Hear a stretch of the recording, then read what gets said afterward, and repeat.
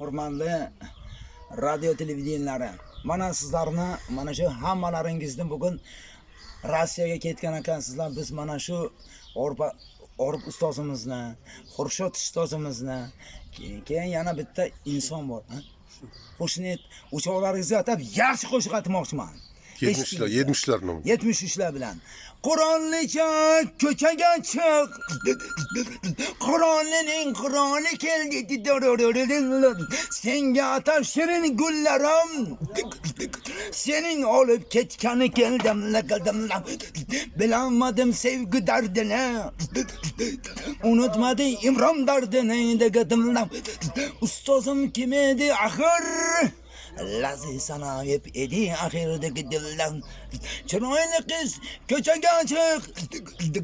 Kur'an'ı keldi. Senin güzellerin destanın. Andijonga olup ketkeni geldim. Hicranı da öğreteceğim sırlı iş. Ne köylere salma digen kızlı iş. Hiçbir aşık sevgisiye okşamaz. Saadetli sırlı iş. Oynayıp külüm muhabbetiyatı da. İkimiz de yan yanımız başka şey.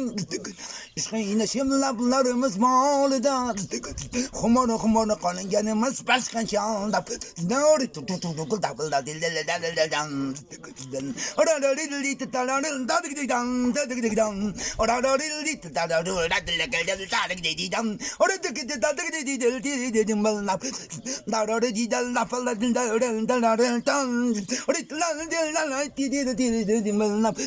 Gayretine yüzlerimizden bekip rüş öteden dağda konuşur etin. Yüreğin seyreceğilik kemenleri körükken çekken gizli kızılı güllerden bakıp bandani üç began isni hatansı daryan benim kalsi meri vefası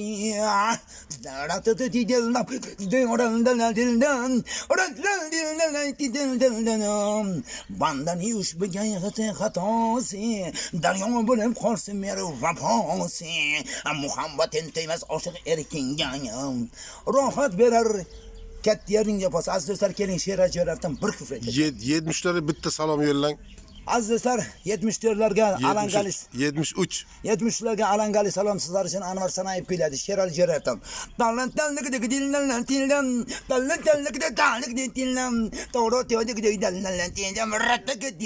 müzik sevmezdim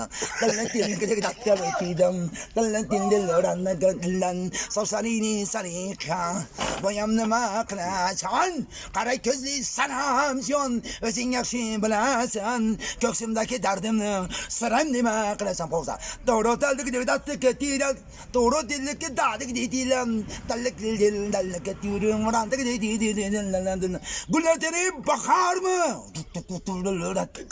Karyamasa bak nereden doğru dadık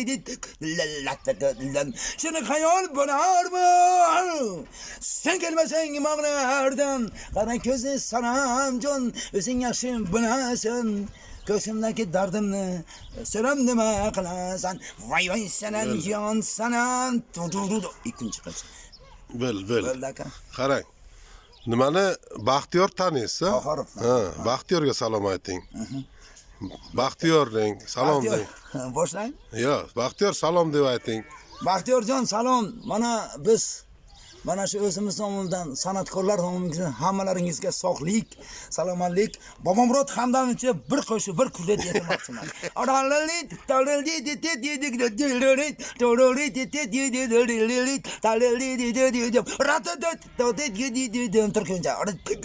Geldi kalem kaşlıyor, işleri bilen canıma, kibriklerin dam badamlaştır hadi canımen.